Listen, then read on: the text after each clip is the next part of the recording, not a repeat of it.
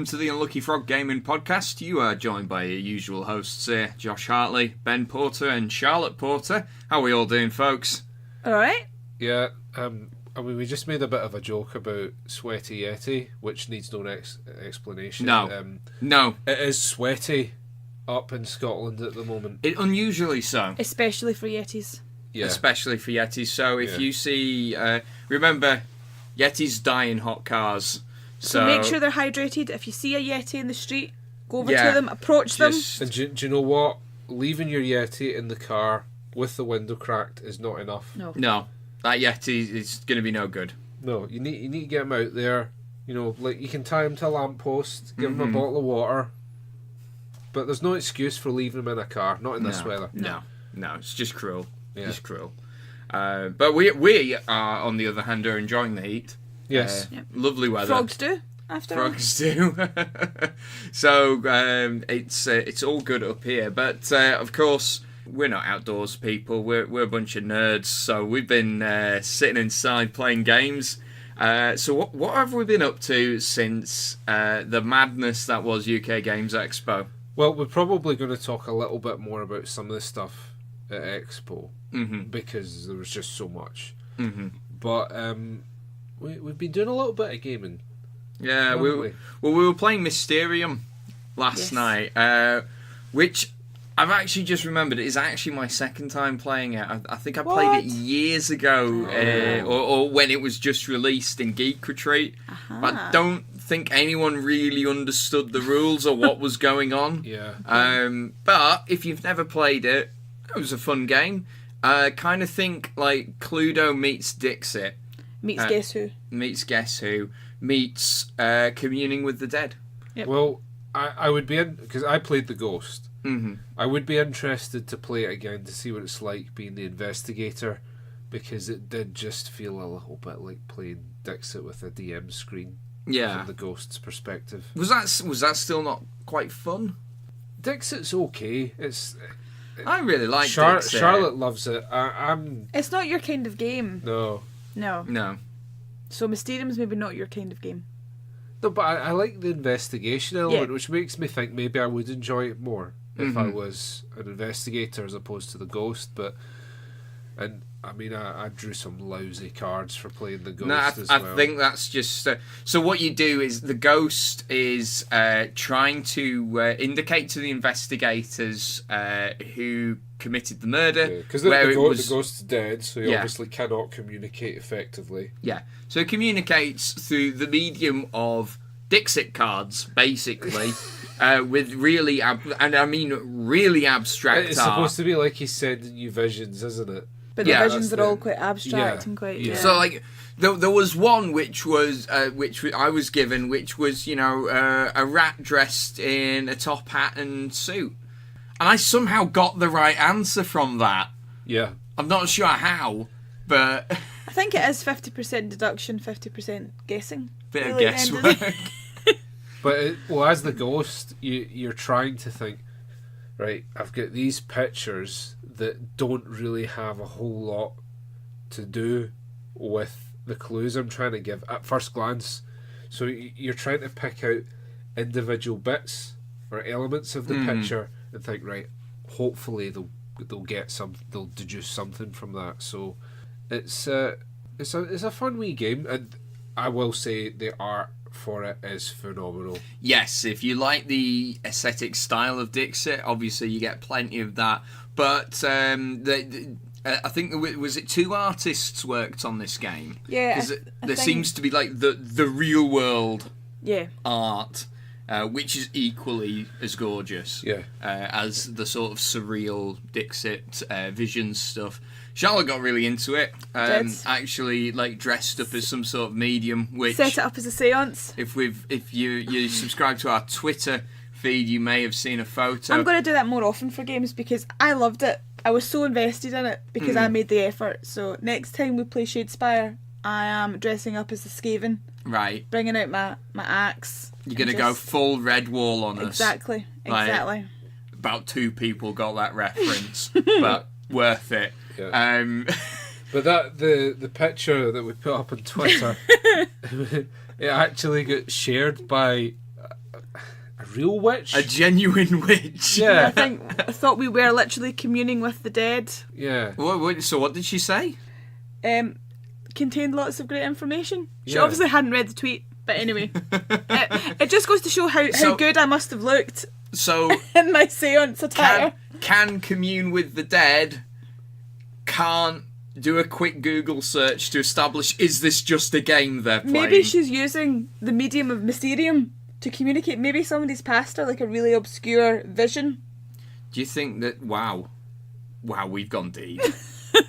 No, I think she's actually thought like that we were doing like a seance or something and hasn't realised that it was a game.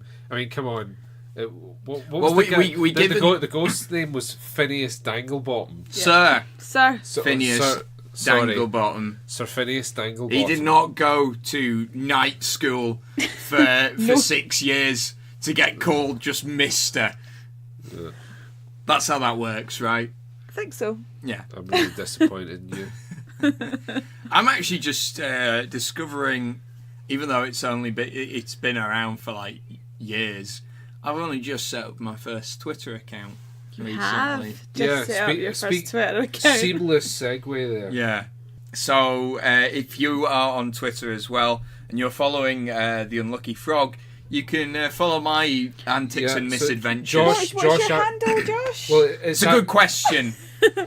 That's an excellent question. Josh's handle is either his national insurance number, the registration of the family car, or part of his passport ID. Look, right, when I was setting up the profile, it presented me with two things: name, phone number. Didn't give you any indication that was going to form part of your Twitter handle, which you cannot change at a later point. So I'm now forever it's something like Josh Har 3110245 whatever. Yeah. But they don't make that clear. It looks like and it makes me look like an idiot. It looks like a Neopets username. Neopets. Yeah, do you remember that? Because it was all like Neopets. little kids, so they've just put like Brian, and then obviously there's like thousands of Brians, so it would be like Brian 3427891. I never had a Neopets account. I think I might have had a Habbo Hotel. Habbo Hotel. We've had a discussion about Habbo Hotel recently, didn't we? We were talking about Habbo Hotel. Usually comes up in the form of a joke. Yeah. Usually about illicit activity on the internet. Yes. Let's not go there. Yeah. Let's not go there. So if you're on Twitter and you follow The Unlucky Frog, also keep your eye out for Josh Oberel, who's Ben, that's Ben's handle, and Unlucky Charlotte. Yeah. I can't promise that you'll get good content from me. Frankly, I'm still like logging in and it feels like I'm walking into a party with like 15 different conversations going on at the same time. Yeah. That's Twitter. But that's Twitter. People are a little bit gushy on Twitter, Yeah. which I'm not too keen on. Who knew? Yeah. But You like to gush from time to time. Only about wargaming. Yeah. okay, that's fair. Yeah, okay. Right, so... some news. Shall we have some news? Let's cover off some news. So I think the big story of the day, recording on Friday here, is that Fantasy Flight announced that Android Netrunner is going to be discontinued.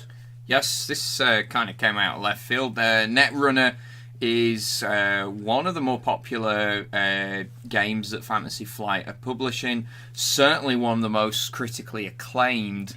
And I know it's got a very strong following. So, that's the news.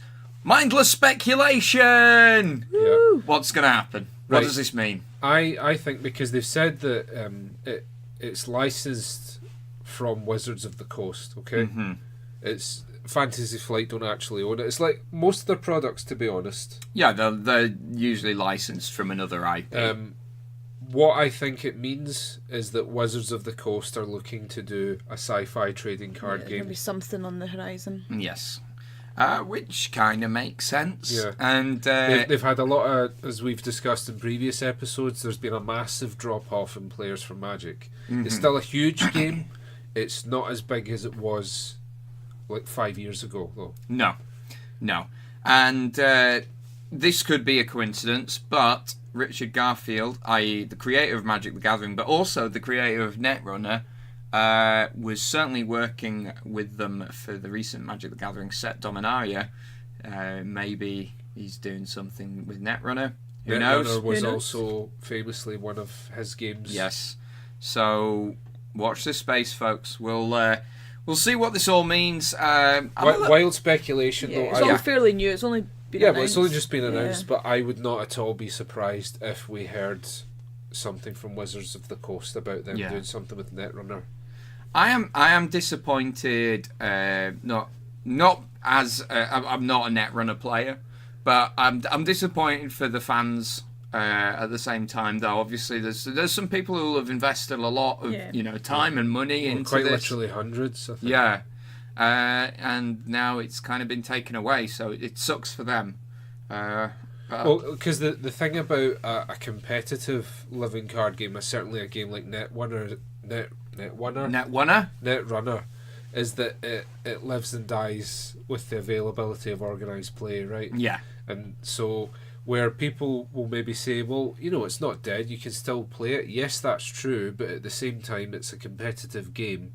It's very much dependent on a competitive scene, and because Fantasy Flight are no longer supporting the current model, as you say, whole collections are now redundant. Yeah. So bad news for those guys. But who knows? Hopefully, Wizards of the Coast are doing something with it, and that we'll find out in good time what that something is. Yes. So that was one of the big pieces of news this week. We also got a bit more spoiled about the upcoming second edition of Age of Sigmar. The Soul Wars! Yay! Soul Wars, nothing but Soul Wars. Soul Wars. Da da da da. Yeah. It's your time tell us to gush more. now. Yeah. Tell us more. It's my time to gush. Yeah. So they've announced the new box set. This is actually very impressive because in years gone by you got a watered down version of the rulebook, or at least a truncated version of it, and usually it was a softback. You're getting a full hardback copy of the core rules in this. All right. You get the Night Haunt army that's Yeah. been teased. You get a portion of that. You get the Sacrosanct Chamber, which is the Templar style Stormcast. And they're all push fit miniatures as well. Okay, so easy for beginners to the hobby to put together. As we come to expect now from Games Workshop, the miniatures look great. Yep. We did see some at Expo as well. Yes. In the flesh, as it were. And the giant In the plastic. Eidolon Mathlin. Yeah. The giant Deepkin 3-up. Yeah. I want him. Or 5-up. I'm not sure. He Anyway, was it's a massive, big scaled up massive. version. I'm assuming that's not available to buy, Charlotte. I'm sorry. I was tempted to just take it.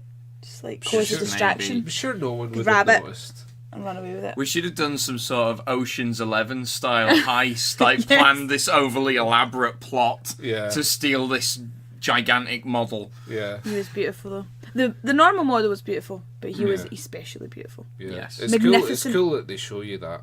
Yeah. But so they're releasing the Soul Wars box set, which definitely going to buy that. Alongside this, they are releasing some command dice, wound dice. The usual stuff that they come out with. But I suppose the two items that are of particular interest is they're releasing the General's Handbook 2018, which is this will be the third annual release that they're doing this, and it's an update to the rules for specific armies. It introduces new scenarios, things like that, and it's great to see them continuing with this living rule set. Yeah, model. I think it is the best way to go about a game like this. Don't get me wrong. There are some people who grumble about having to buy a new book every year. Yeah. I don't. No. I can see their point, but at the same time, it doesn't really bother me. What's the retail price? I think it's about 15-20 quid. It's not even like a huge. No. amount really, just to buy once a year. And it's like I say, it's probably a better way of addressing the balance of the game than what they've been doing previously. Well, it's about what you'd spend on like 3 or 4 booster packs, right? Mm-hmm. So, yep. I don't think twice about doing that. Yeah. And then, last of all, they are also releasing alongside this the expansion they've been talking about for a while, Malign Sorcery. Sounds very Storm of Magic so far. Yeah, and this is the one that's it's the endless spells they've been talking about. So this is all these rules. What surprised me though is in this box you actually get the models for all of the endless spells. That's cool.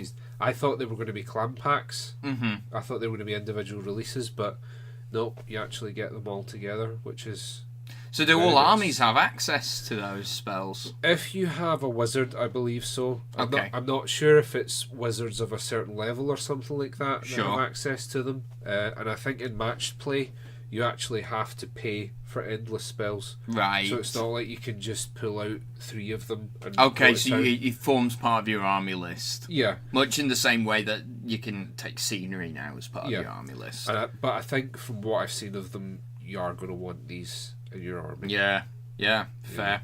So that is going up for pre-order on the 16th of June for general release on the 30th of June. So I think we'll probably do a couple of unboxings That'd be good. on the day. Yeah. Probably. That's the plan. Probably, most likely. Seems likely, yes. we will be doing an unboxing on the day, so stay tuned for that. Yes. But there's some other things coming out because we're in a bit of a toss-up between Soul Wars and the new Arkham Horror Oh, yes. expansion as well. Yes. Although I think that the Arkham Horror expansion is just one encounter deck. Mm. The Labyrinths of Lunacy. Ooh. And this is the encounter deck that's going to be used for Invocation 2018. Mm-hmm. Invocation is the Arkham Horror version of organised play, basically. Yeah. You team up with 3 other investigators to take on a super hard encounter, and you get some cool stuff to commemorate it. Because there's one coming up, but we won't be able to make it. But I would be really keen to get along to one. Common Ground Games are organising one, Yeah. which we're not going to make because it falls within the Age of Sigmar version 2 release window, but there will be people running this event throughout the year, so we're definitely going to try and make it to one of them. Keeping our eyes peeled, as it were. Yes. Maybe not in too much of a Lovecraftian Cthulhu way. No. Yeah, because that horrifying. That would be awful. Yeah.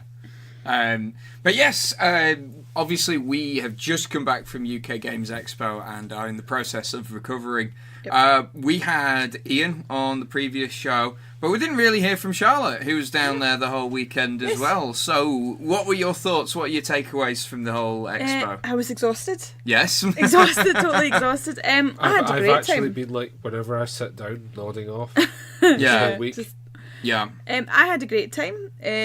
One of the things I think maybe I would do next year would be to actually just schedule a day of nothing, because just being able to wander about So to and be scope clear, the place out. you would just have a day where you don't have any appointments, Yes, and you and just you go around just the have a trade free floor. day. Because basically, whilst you two were at Shadespire, I was sort of scoping out the place, going round, trying to mingle and do that on my own. Which so was I was great knackered. fun, but Yeah. it took a whole day. But then did it on Yeah. the Sunday. I had to do it on the Saturday and the Sunday as well. So I was very tired. But it was great. Absolutely phenomenal. I'll do it again. Yeah. But like I said, just have a day to purposely get a feel for what I do want to see, what I don't want to see.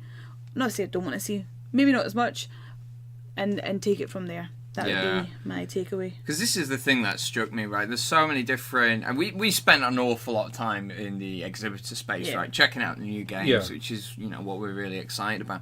There's some people who just go there just to play, though. You've got all the tournaments and competitive play space there. And you've got so many RPGs going on between like Pathfinder Society, Starfinder Society. I think they had like a whole hall in the Hilton that was just RPGs, didn't they? It was impressive. I was actually surprised at how much was going on in the Hilton. I Yes. just had it in my head that it was going to be some gaming suites, but it was massive. The stuff they had going on in the Hilton took up more space than some conventions do for the whole convention. Yes. Yeah. Yeah, so an impressive thing to behold, Yeah. UK Games Expo, and we're really looking forward to next year. So Going to be glad for a rest, though. Yes. one of the criticisms that I've seen a lot of people come up, well, maybe not a lot of people, but I've seen it multiple times in the week since the convention. It's this criticism that it's too busy. Right. What do you guys think about that? Don't go. Just if the thought of 20,000 plus people is not your cup of tea, then frankly, don't go to UK Games Expo, because that is, that's what that convention is, right? This is the third biggest in the world. Yeah. I kind of felt I do some conventions with Ben's mum, volunteer on her stall. She's a wedding accessories designer, so we go along to some of those events, and some of those are the week rather than just being crammed in at the weekend. So there is a slower pace to them. They're maybe just as busy, but it's not mobbed because there's more opportunity to go. There's more, instances of go rather than everybody filtering in. So do you think maybe if it ran from the Thursday right through to the Sunday or something like that? I think so. Because from what I understand, Essen and Gen Con, which are the only two that are bigger than UK Games Expo, but they are bigger by a considerable margin. We're talking 3 times and 4 times bigger. Yeah. Those events run for 4 days. Yeah. I do think that potentially over the next couple of years that's something that Expo's going to have to look at. Possibly. Because their numbers were up 30% from last year. Yeah. It's an impressive rate of growth. That's what she said. Wait. We can cut that out. That is staying in. It's impressive, right? But the only thing about having the convention take over a longer period of time is that obviously that's going to cost more. Yeah. Right? And that cost has to come from somewhere. So that probably means a more expensive ticket price. Yeah. Now, the weekend ticket price was, what, £30? It was pretty reasonable. 35, yeah, I think. Yeah. I thought that was pretty reasonable for like a 3-day event. Right? Don't get me wrong. But there are some people that already you might be kind of excluding. Yep. Because it's not just the price of getting in, it's the price of getting down to Birmingham, staying there, and the food in the exhibition centre is bloody expensive. We knew this though. It's always the same at a convention. But it's still that's essentially something that you're going to have to staple onto your ticket price, isn't it? Because unless you're bringing stuff. Bringing back like your little lunchbox. Yeah. I've got like a Power Rangers lunchbox. Oh, Charlotte's got her Elmo lunchbox. I've seen your Elmo lunchbox as well. I've got a Fallout lunchbox. Yeah, you've got the most grown up out the lot. Is it actually made of tin though? Yeah. And when you opened it had. Do you know when you open them in the game and they pop up and all the wee things? It did that. Remember first time I opened it, all the confetti popped out. Hey, that's a nice touch. Yeah. It was a nice touch. But yeah, so the point being is that these are all expenses that you have to consider when you're planning your trip, right? Accommodation as well. Yeah. So what would the alternative be? Downsize it? Well, I don't want to downsize it. But this is the thing as well. We don't want to downsize it. I know. I'm just merely making the point that having it over 4 days over than 3 means it is going to be more expensive. Yeah. But on that thought, Charlotte, I do think there is a contingent of people that don't want it to get bigger. Yeah. They want it to be exclusive. And I think that there's a variety of reasons for that. Some people, to be frank, don't want this hobby to be a mainstream thing. Yeah. They want it to be their thing. They want to retain, as they see it, ownership of it, which I completely disagree with. Yes. And then there's the other reason where, and understandably maybe some people just feel a bit anxious and easier to uncomfortable manage, with that yeah. volume of people. Yeah. And that's okay, but at the same time, there are plenty of conventions throughout the country that are far smaller, that Yep. cater to the open play Yep. gaming. Yep. And if you feel that UK Games Expo is too big for you, Don't don't go. Yeah. Go to one of these other ones. Aircon is a great Yeah. convention for open gaming. I feel like people are going to start thinking I've got shares in Aircon or something because I keep talking about it at the moment. But they've just announced that they have the largest open gaming area of any European convention. That's really impressive. Yeah. So that is Aircon's bent, Yeah. for want of a It's, better it's word. gaming, isn't And it? there are plenty of conventions up and down the country that cater to the more fringe elements of the hobby. UK Games Expo is where all of this stuff comes together, and if you're uncomfortable with that, I would suggest, as you say, look, you don't have to go. Yeah. And I do have to say, given we said it on the previous episode, but like given the size and scale of UK Games Expo, I was really impressed with how smoothly it was ran. Yeah. Yeah. I mean, as far as I could tell, no serious hiccups whatsoever. I'm sure it was a Behind case. the scenes. Yeah, I'm sure it's Yeah. a case of the duck looking perfectly calm above the water and the legs flapping like mad underneath. But That's a good analogy. yeah, thank you. Yeah. It certainly everything seemed to go according to plan from our point From of our view. perspective. Do you know one thing that I've realised in recollection is that, and this is an impressive feat, you were never far away from a volunteer. No, No, there were a lots. huge number of Yeah. volunteers. So it meant that if you had any questions, if you needed to ask where something was, or if you needed help, there was always someone Yeah. close at hand. Mhm. And that is an incredible feat of Yeah. organisation that they Yeah. were able to facilitate that. It was quite confusing though, because Tabletop Scotland were there. Didn't realise that they were also wearing yellow shirts. So Yeah. trying to find Duncan and Dave in the sea of In- yellow. Wearing like the loudest yellow t-shirts imaginable. In any other circumstance, you would have been able to pick those Yep. guys out in a sea of 500,000 people. But you couldn't. But no, not a UK And I You wonder- say Games that, Expo. but you just look for Duncan's gloriously shiny head. Oh. I wonder how many people though approached them Listen, thinking they were listen. volunteers. Yeah. God's made so many perfect heads, the rest he covered with hair. There we are. So what does that say about you, Ben? You've got more hair than I've got. Yeah, you don't want to know. You don't want to know what lurks beneath the hair. Your Is it like an eye? double crown Yeah. glory. It's Like, actually was Voldemort. it? Yeah. Yeah. What's his name? Professor Quirrell. Yeah. Yeah. You've just got Ray Fiennes hiding in the back of your head there. I think on that slightly bizarre note, we'll call this a wrap, shall we? Yeah, I think we can, Rightio. Well, look, guys, thank you very much for listening. As always, we'll catch you next time. Stay tuned and take care. Is that what we're going with? Stay tuned and take care. What's wrong with that? That's the tagline now, apparently. Stay tuned and take care. Not take But- care and stay tuned. But what? What's wrong with that? It just rolled off the tongue, did it?